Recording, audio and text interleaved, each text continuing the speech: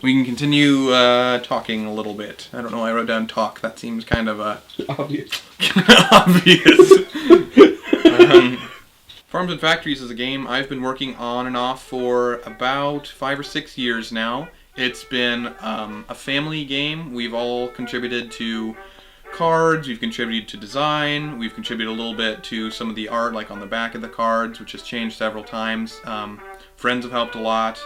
Originally, it started in high school when we'd play it like on lunch breaks. We'd play it in band, much to the chagrin of our band director. And it was on the back of playing cards with sticky notes in them.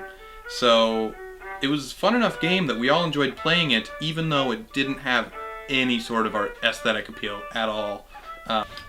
Since then, we've dramatically improved the art. A family friend of ours, Caitlin Hilliard, we asked to do it, and she did all the art for the buildings and the actions. I'm glad to say it turned out phenomenally, and I'm really glad she helped us out with that. The gameplay of the game doesn't rely on the art, but it was very much enhanced by it. Each player starts out with 4 cards. There's 2 different types of cards, buildings and actions. Buildings are long-term, actions are short-term. You kind of have to mix together what works for that specific hand. It's fun because there's a lot of cool interactions, but the nice thing about it is you can generally play pretty well just by playing cards you like from your hand, so that's what makes it a family-friendly game. You don't have to be specifically strategic in order to have fun and do well in the game.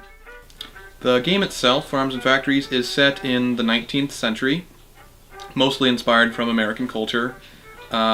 We have a couple ideas for expansions from it. It basically focuses on the agricultural and manufacturing side of America at that point, but we're excited to try out things like politics, try out technologies, see how they add to the game. And the game itself right now is in a pretty good place. When you play the game, you score cards randomly from the deck, so you don't see every card every game. And there's several cards that are only one-ofs, plus the fact that you can see very few cards, see very few types of cards. So some games you want to build all the farms, other games you burn down all your opponent's farms. It's interesting that it varies so wildly from game to game, but you still have the core gameplay present. Once again, it's Sam Browning, and this is Kenji, and we'll see you out on the farm.